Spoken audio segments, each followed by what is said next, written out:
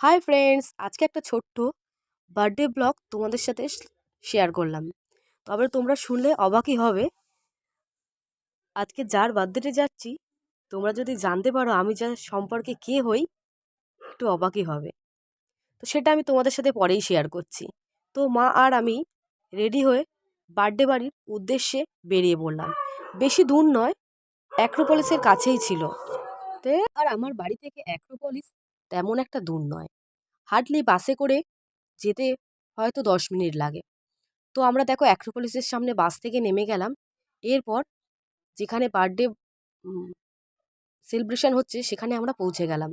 দেখো কত সুন্দর বেলুন দিয়ে সাজিয়েছে। মাকে দাঁড় করিয়ে একটা ফটোও তুলে নিলাম।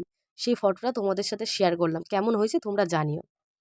মা আর আমি একটু ঘুরিয়ে ঘুরিয়ে দেখাচ্ছিলাম কেমন সুন্দর সাজিয়েছে। আর দেখো, এই দেখো আমাদের বার্থডে গার্ল বসে আছে, খুব সুন্দর আর খুব সুইট। আর বলছিলাম না সম্পর্কে আমি ওর কি হই, তোমরাও অবাক হবে। সম্পর্কে আমি ওর দিদা হই। আমার দাদার মেয়ে, তার মেয়ের আজকে বার্থডে। খুব সুন্দর দেখতে, ওকে পুরো পরীর মতো লাগছে আজকে। তো মা ওখানে আশীর্বাদ করছিল এবং আশীর্বাদ করে ওকে কিছু একটা গিফট দিচ্ছিল, টাকা দিয়েছিল। তারপরে আরও যেসব গিফটগুলো ছিল সেগুলো দিয়ে দিল। চকলেট, জামা কিনেছিল আলাদা করে, সব কিছুই দিয়ে দিল। কারণ ফার্স্ট ওর এই গিফট আমাদের তরফ থেকে, আগে কখনোই ওদের বাড়িতে আমাদের যাওয়া হয়নি। তো সেগুলো তোমাদের সাথে শেয়ার করলাম। দেখো, এবার কেক কাটা হবে। আশীর্বাদের পর্ব শেষ হয়ে গেল, এবার কেক কাটা হবে।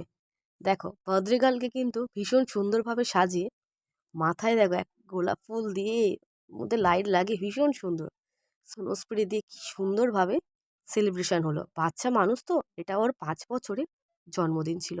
তো আমাদের খাওয়া হয়ে গেছে, সেটা তোমাদের সাথে আর শেয়ার করলাম না। এবার বাড়ি যাব, রাত হয়ে গেছে। এই ছোট্ট ব্লগটা কেমন লাগলো জানিও। টাটা।